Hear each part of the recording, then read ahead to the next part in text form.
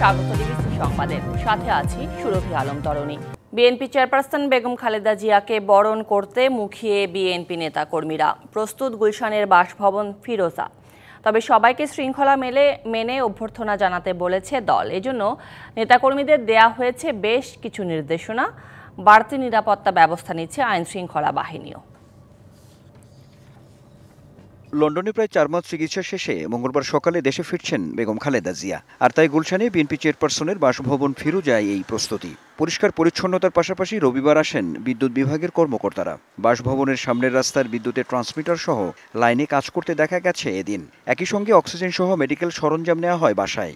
ওনার যে বাসা, সেই বাসা তো আগে থেকেই পরিষ্কার আছে, এত বড় একটা নেত্রী বাসা। আর যতটুকু করা দরকার ততটুকু করা হয়েছে ইতিমধ্যে। ওনার যে ব্যক্তিগত কর্মকর্তারা আছেন তারা সেটা করছেন। এরই মধ্যে চেয়ারপারসনকে শুভেচ্ছা ও বরণ করা নিয়ে নেতাকর্মীদের প্রতি বেশ কিছু নির্দেশনা দিয়েছে বিএনপি। বিশেষ করে ঢাকা মহানগর উত্তর দক্ষিণ বিএনপি, ছাত্রদল, যুবদল, স্বেচ্ছাসেবক দল, কৃষক দল, শ্রমিক দল, মুক্তিযোদ্ধা দল সহ পেশাজীবী সংগঠন বিমানবন্দর থেকে গুলশান পর্যন্ত কোথায় কিভাবে অভ্যর্থনা জানাবেন তা জানানো হয়েছে। মহানগর উত্তর বিএনপি থাকবে বিমানবন্দর থেকে লা মেরিডিয়ান হোটেল পর্যন্ত। ছাত্রদল থাকবে লা মেরিডিয়ান হোটেল থেকে খিলক্ষেত পর্যন্ত। যুবদল খিলক্ষেত থেকে হোটেল রেডিসন। মহানগর দক্ষিণ বিএনপি হোটেল রেডিসন থেকে আর্মি স্টেডিয়াম। বিএনপি নেতারা বলছেন, গণতন্ত্রের প্রতীক বেগম খালেদা জিয়ার প্রতি দেশের মানুষের একটা আবেগ আছে। তার ফেরার দিন সুশৃঙ্খল পরিবেশ বজায় রাখার আহ্বান জানিয়েছেন তারা। আবেগের বিষয় অনেকটা, ওনার জন্য ভালোবাসা এবং প্রচুর উনি যেখানেই যান সবসময় ওনার জনসমাগমের জন্য তো ওনাকে জেলে যেতে হয়েছে, নির্বাচন বানচাল করার জন্য তাকে জেলে পাঠাতে হয়েছে। তো এটা তো ম্যাডামের প্রতি মানুষের ভালোবাসা। সুতরাং বিএনপির নেতাকর্মীদের বলা হয়েছে যাতে বিষয়টা সুশৃঙ্খলভাবে যাতে করা যেতে পারে, জন্য সবাই চেষ্টা করা দরকার এখানে। এদিকে বিএনপি চেয়ারপারসনের দেশে ফেরা ঘিরে রাস্তায় অতিরিক্ত নিরাপত্তা ব্যবস্থা নেওয়ার কথা জানিয়েছে পুলিশ। বাংলাদেশ জাতীয়তাবাদী দলের সম্মানিত চেয়ারপারসন, সেই হিসাবে তার নিরাপত্তার বিষয়টি তো অবশ্যই আমাদের কাছে গুরুত্বপূর্ণ। সুতরাং এসব দিক বিবেচনা করে, জনসমাগম এবং সার্বিক দিক বিবেচনা করে আমরা আমাদের প্রয়োজনীয় নিরাপত্তা পরিকল্পনা গ্রহণ করব। বিএনপি চেয়ারপারসন বিমানবন্দর থেকে বের হওয়ার পর নেতাকর্মীরা জাতীয় ও দলীয় পতাকা হাতে রাস্তার পাশে দাঁড়াবেন। তবে খালেদা জিয়ার গাড়ির সঙ্গে কোনো মোটরসাইকেল ও হাঁটা সম্পূর্ণ নিষেধ করা হয়েছে দলের পক্ষ থেকে।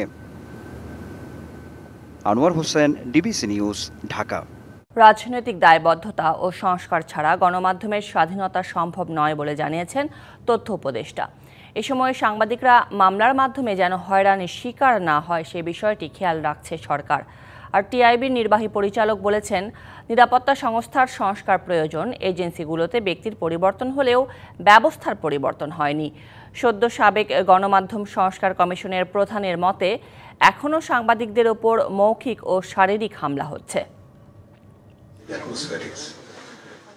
রবিবার রাজধানীর ধানমন্ডিতে Brave New Bangladesh Reforms Road for Press Freedom বিষয়ক সেমিনারের আয়োজন করা হয়। বিশ্ব মুক্ত গণমাধ্যম দিবস উপলক্ষে যৌথ আয়োজন করে ইউনেস্কো, টিআইবি ও সুইডেন দূতাবাস।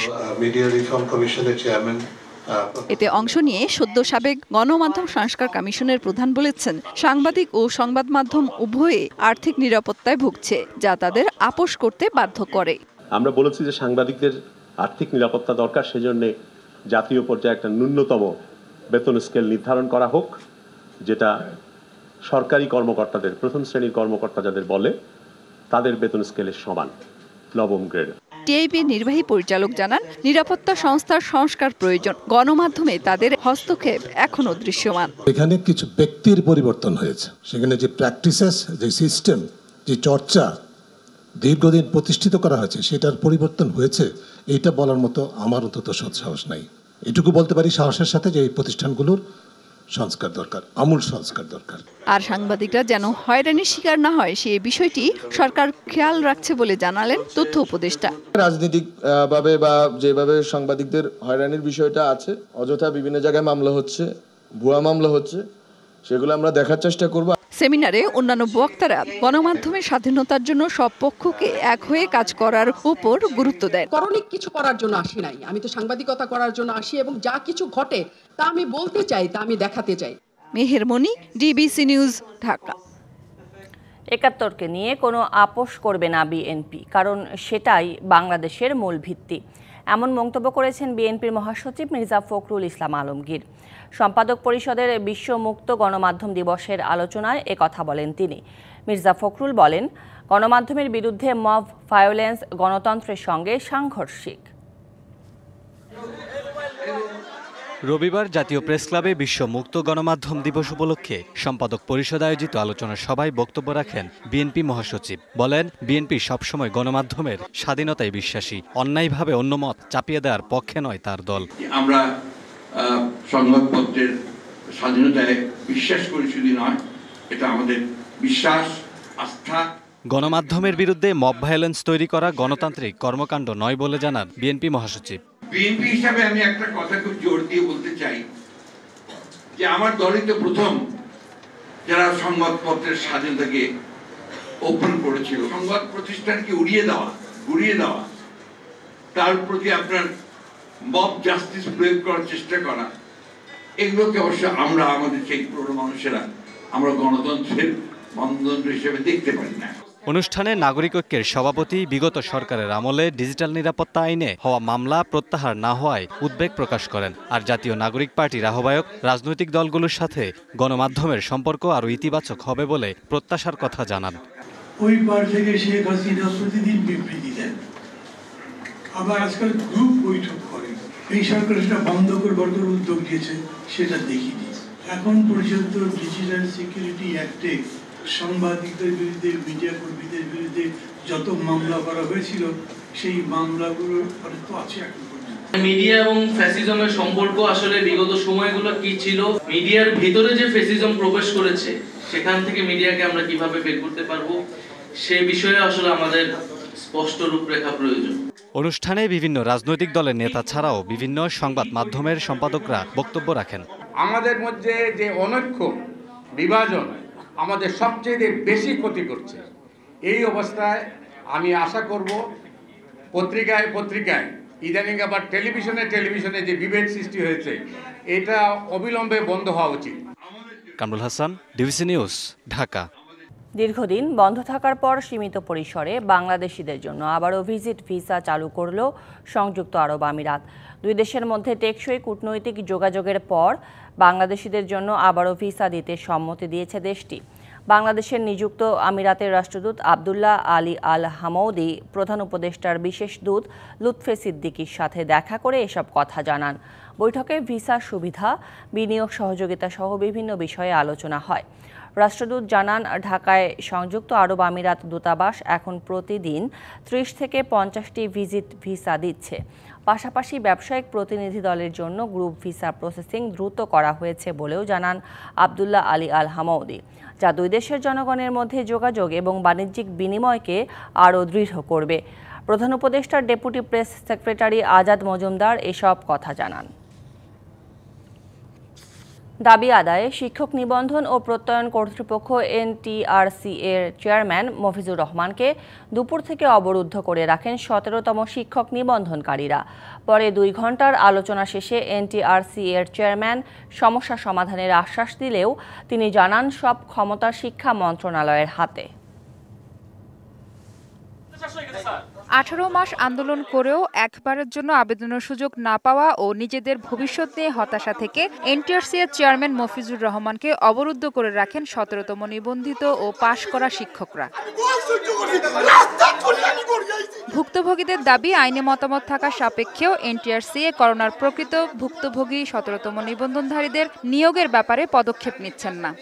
অনেক কর্মকর্তা এসে আমাদেরকে এইভাবে নিচে কমপক্ষে 20 বার নামাইছে, কোনো সমাধান হয় না। একটা সুষ্ঠু সমাধান চাই। আমরা আর এই 5টা বছর পর্যন্ত ঝুলে রয়েছি। অফিসে ঢুকতে পারবো না। এই অফিস কেন? অফিস তো জনগণের জন্য, জনগণের জন্যই তো অফিস। সরকারি অফিস মানে কি? অন্তত একবার আবেদনের সুযোগ দেওয়ার দাবিতে ১৭তম শিক্ষক নিবন্ধন ফোরামের উদ্যোগে এই আন্দোলন শুরু করেন তারা। খবর পেয়ে ঘটনাস্থলে যায় আইনশৃঙ্খলা বাহিনী, চেষ্টা করেন সমঝোতার। পরে তেজগাঁও বিভাগের ডিসি মাসুদুর রহমানের চেষ্টায় আন্দোলনকারীদের প্রতিনিধি দলের সাথে আলোচনায় বসেন এনটিআরসি এর চেয়ারম্যান। টানা ২ ঘণ্টা আলোচনার পর কর্তৃপক্ষের আশ্বাসে এই কর্মসূচি থেকে সরে আসেন আন্দোলনকারীরা। আমরা শিক্ষক নিবন্ধনধারীরা যে আবেদন করার সুযোগটা পাবো, পৃথিবীর ইতিহাসে শ্রেষ্ঠ হয়ে থাকবে সেটা। ডিবিসিকে এই জন্য ধন্যবাদ। আজকে একদম যেভাবে মনোরমভাবে একটা পরিবেশে আমরা হল রুমে কথা বলতে পেরেছি, বিগত সময় আমরা এইভাবে কথা বলতে পারি নাই। আমরা সর্বসাকুল্যে ওদের সঙ্গে বসে সিদ্ধান্ত হয়েছে যে এই 17তম ব্যাচের কোনো রিভিউ মামলা পেন্ডিং নাই, ফলে এ বিষয়ে মন্ত্রণালয় প্রয়োজনীয় ব্যবস্থা গ্রহণ করতে পারে। করোনা মহামারী ও এনটিআরসি এর দাপ্তরিক কারণে বিজ্ঞপ্তি প্রকাশ থেকে 4 বছরের বেশি সময় পর চূড়ান্ত ফলাফল প্রকাশ করা হয় 2023 সালের 28 ডিসেম্বর। মাহফুজা বৃষ্টি, ডিবিসি নিউজ, ঢাকা। তিস্তার পানির ন্যায্য হিস্সা আদায় ও মহাপরিকল্পনা বাস্তবায়নের দাবিতে ফের পদযাত্রা করেছে বিএনপি। এ সময় দলটির স্থায়ী কমিটির সদস্য মির্জা আব্বাস বলেন, এখন ভারতের সাথে হিসাব কিতাবের সময়। তিস্তা, ধরলা সহ সব অভিন্ন নদীর পানির ন্যায্য হিসাব বুঝে নিতে হবে। বিকেলের এই সমাবেশে তিস্তার দুঃখ দুর্দশা ও উত্তরাঞ্চলের মানুষের ভোগান্তির কথাও তুলে ধরেন মির্জা আব্বাস। অনুষ্ঠানে তিস্তা নদী রক্ষা আন্দোলনের প্রধান সমন্বয়ক, বিএনপির রংপুর বিভাগীয় সাংগঠনিক সম্পাদক আসাদুল হাবিব দুলুর সভাপতিত্বে বক্তব্য রাখেন বিএনপির ভাইস চেয়ারম্যান শামসুজ্জামান দুদু। সংক্ষিপ্ত সমাবেশ শেষে শাপলা চত্বর থেকে শুরু হয় গণপদযাত্রা। শাপলা চত্বর থেকে প্রায় 3 কিলোমিটার দূরে নগরীর বিভিন্ন সড়ক প্রদক্ষিণ করে জেলা স্কুল মাঠে গিয়ে পদযাত্রা শেষ হয়।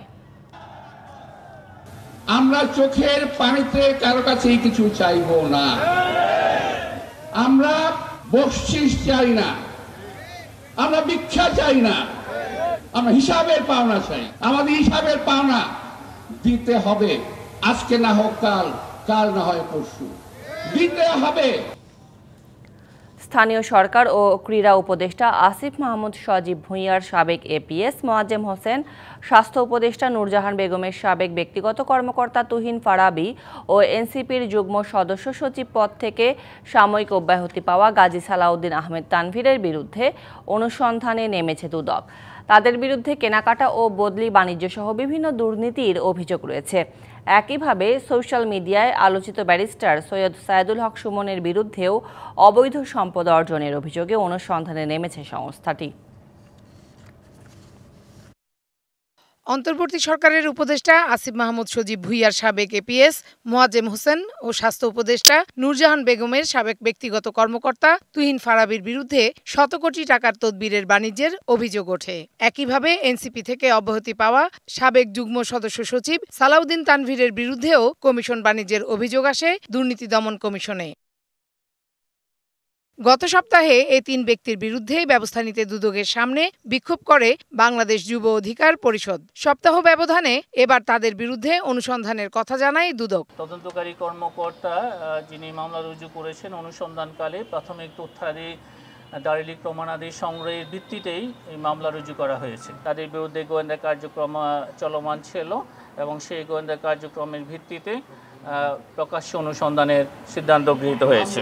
এদিন প্রায় 3 কোটি টাকা আত্মসাতের অভিযোগে বেঙ্গল গ্রুপের চেয়ারম্যান মোর্শেদ আলম, তার ছেলে সাইফুল আলম এবং ভাই জসিম উদ্দিনের বিরুদ্ধে মামলা করেছে দুদক। তাদের বিরুদ্ধে ন্যাশনাল লাইফ ইন্স্যুরেন্সের জমি ক্রয়ে অস্বাভাবিক দাম নির্ধারণের মাধ্যমে লাভবান হওয়ার অভিযোগ আনা হয়েছে। জনাব সাইফুল আলম, সাবেক ব্যবস্থাপনা পরিচালক, Bengal concept and holdings limited, প্রতারণা, জালিয়াতি মাধ্যমে অপরাধমূলক অসৎ আচরণের পূর্বক 2,86,00,000 টাকারও বেশি মূল্যের অর্থ আত্মসাতের অপরাধে তাদের বিরুদ্ধে মামলা রুজুর সিদ্ধান্ত গৃহীত হয়েছে।